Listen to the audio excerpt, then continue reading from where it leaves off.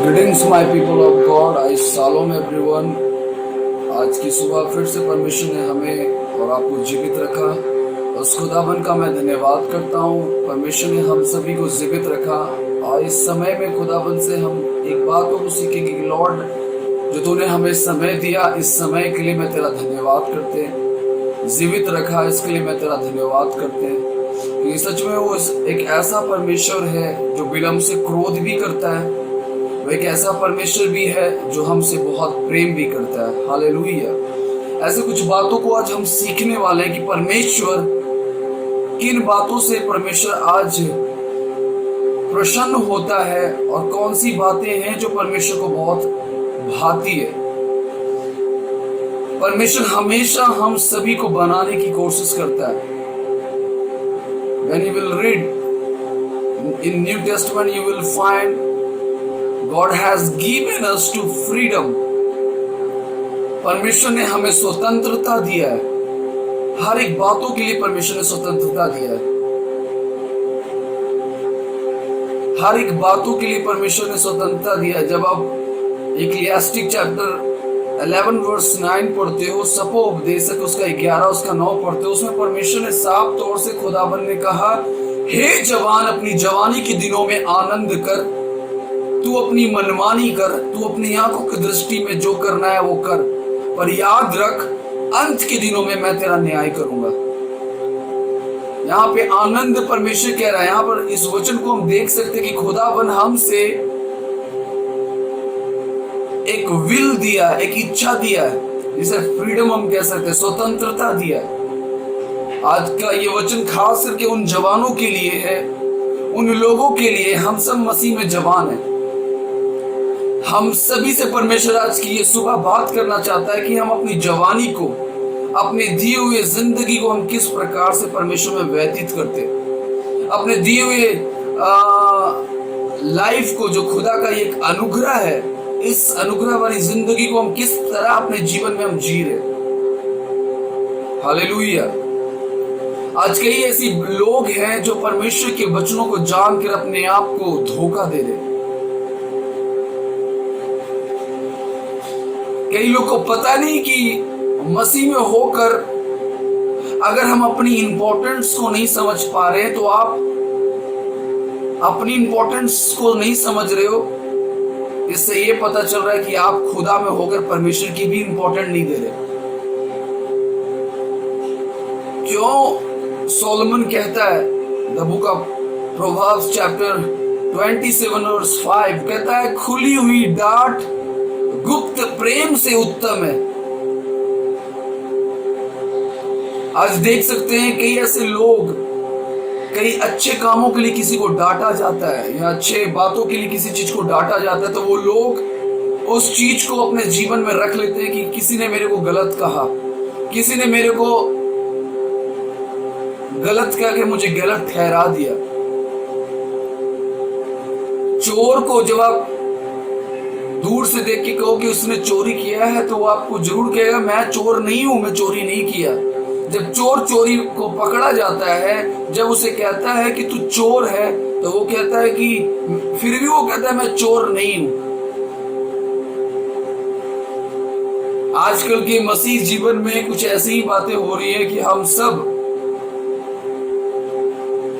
आप प्रभु के दास से, अगुए से, लोगों से आप बच सकते हैं, पर परमेश्वर के वचन से कभी नहीं बच सकते, और परमेश्वर की नजर से आप कभी नहीं बच सकते। कि उसका मुकद्दस कलाम कहता है, मनुष्य लोग कहते तो हैं कि मैं अपने चाल चलन में खरा हूं, अच्छा हूं, भला हूं, पर परमेश्वर कहता है मैं लोगों के मनों को जांचता हूं। उसकी आंखें 24/7 लगी होती है हमारे कामों के ऊपर। हालेलुया। आइए कुछ बातों को सीखते हैं। जब हम नीति वचन 23 अध्याय उसका हम 13 आयत पढ़ते, उस प्रकार यहाँ पर हम देखते हैं कि परमेश्वर हमें क्या सिखाता है। लड़के की ताड़ना ना छोड़ना, क्योंकि यदि तू उसको छड़ी से मारे तो वह ना मरेगा, तू उसको छड़ी से मारकर उसका प्राण अधोलोक से बचाएगा। हालेलुया। यहाँ पे आप देख सकते हैं ये वचन ये कह रहा है कि जब कोई अगुआ या कोई आपके सिखाने वाले मेंटर या लीडर आपको कोई टीच करता है, जब आपको पाप से अलग करने के लिए कुछ शिक्षा को देते, तो उसे हमें अपने जीवन में रखने की जरूरत है। आपको मैं कहना चाहता हूं, राजा दाऊद जो था एक ऐसा राजा था कि कोई भी काम को करता था तो वो परमेश्वर की इच्छा को जानकर वो करता था। वो परमेश्वर से पूछता था, बिना पूछे वो परमेश्वर की कोई भी काम को नहीं करता था। यहां तक कि वो युद्ध में भी लड़ने जाता था तो वो परमेश्वर की इच्छा को जानता था कि खुदा वो तेरी इच्छा है तो मैं जाऊंगा, अगर आपकी इच्छा नहीं है तो मैं नहीं जाऊंगा। लेकिन एक दिन की बात है कि जब राजा दाऊद जब वो अपने छत के ऊपर चढ़ा तो लिखा है कि उसने परमेश्वर के विरुद्ध काम किया, उसकी इच्छा के विरुद्ध काम किया। लिखा हुआ है कि राजा दाऊद पाप कर बैठा, अपने पिता की बातों को सुनकर अनसुना किया और लिखा वो पाप में गिर गया। उसने बेतसेबा के साथ पाप किया। जब उस बेतसेबा ने, जब ये कहानी को मैं शॉर्ट कर रहा हूं, जब बेतसेबा गर्भवती हुई, लिखा हुआ है 9 मंथ जब हो गया, जब वो बच्चा जब तक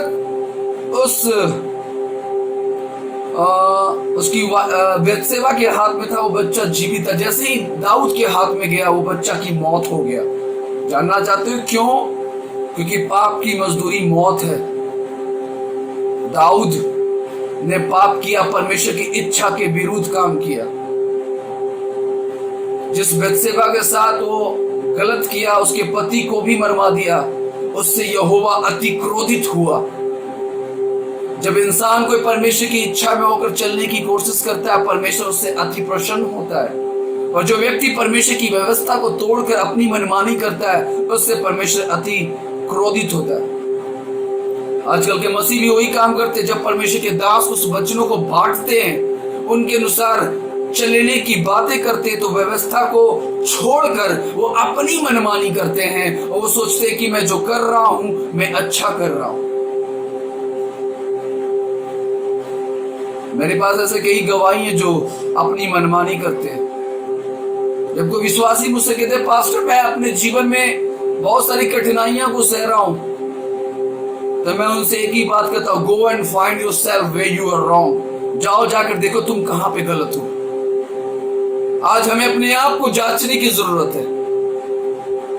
हमेशा याद रखना, मैं एक बार की बात है, मैं दिल्ली में प्रचार करने के लिए गया हुआ था। तो दिल्ली के जब मेट्रो स्टेशन पे मैं गया तो मैं दौड़ा गया, तो मेरी एक मेट्रो ट्रेन निकल गई।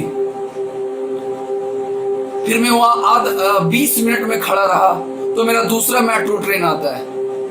इससे मैंने ये चीज को सीखा कि जब हम परमेश्वर की उपस्थिति में पहले से जाते हैं तो अच्छी बात है। परमेश्वर की इंतजार करना एक बहुत अच्छी बात है, पर परमेश्वर को इंतजार कराना बहुत बुरी बात है।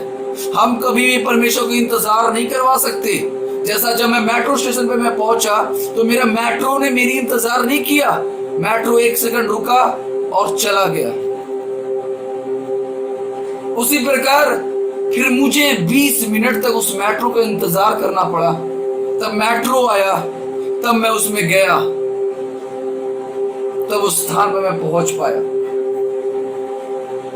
आजकल के कुछ मसीही वो हैं जो परमेश्वर को इंतजार करवाना चाहते हैं।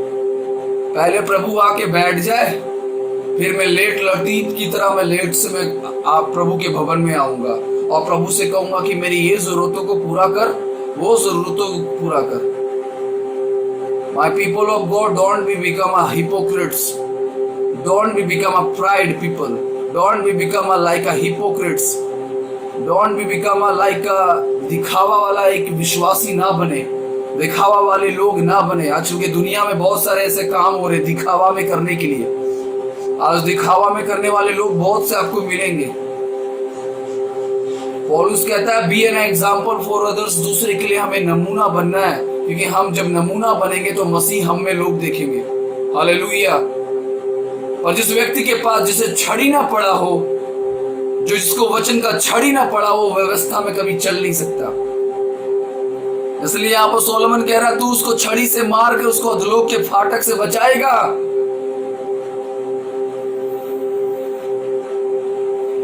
आजकल के अगुए लोगों को बचाने की कोशिश करे, पर लोग बचना नहीं चाह रहे, वो अपनी मनमानी करना चाह रहे। आजकल के मैं कई लोगों को मैं देख सकता हूँ, कई लोगों को मैं बोलता भी हूँ कि आज मैं क्या देखता हूँ अपने जिंदगियों में, मैं अभी तक का रिकॉर्ड है, मैं कहीं भी जाता हूँ आजकल के मसीहों को मैं देख के मैं बहुत दुखी होता हूँ। हमारी एक कलीसिया है जो 300 का है। उस कलीसिया में एक बार की बात है, जब मेरे विश्वासी मेरे पास आए हुए थे तो मैंने लोगों से कहा कि आप ये मत सोचे कि आप इतने भीड़ में आते हैं तो इस भीड़ को देख के पास्टर साहब खुश होता है। नहीं, मैं दुखी होता हूं, क्योंकि बाइबल साफ तौर से कहता है बुलाए हुए बहुत से हैं, चुने हुए कुछ लोग हैं। बड़ी मम्मी मेरी पास्टर है मुंबई में, उसने मुझे एक बात सिखाया, बोला बेटा याद रखना हमेशा कभी भी भीड़ इकट्ठा करने की कोशिश मत करना। क्या फायदा अगर उस भीड़ में परमेश्वर के लोग के आत्मा ने, प्रभु का आत्मा ना काम करे तो क्या फायदा। तू 10 को तैयार कर, 10 को ही स्वर्ग ले जाने के लिए तैयार कर। तू 10 में ही मेहनत कर, उन्हें स्वर्ग ले जाने के लिए तैयार कर। भीड़ इकट्ठा करने की कोशिश मत कर। दुनिया भीड़ के पीछे भागते, वचन के पीछे नहीं। दुनिया भीड़ के पीछे भागते, जिंदगी के पीछे नहीं। हालेलुया। आजकल के कुछ भेड़ों का हाल कुछ ऐसा ही है, वो भीड़ देखते, जिंदगी नहीं देख पा रहे।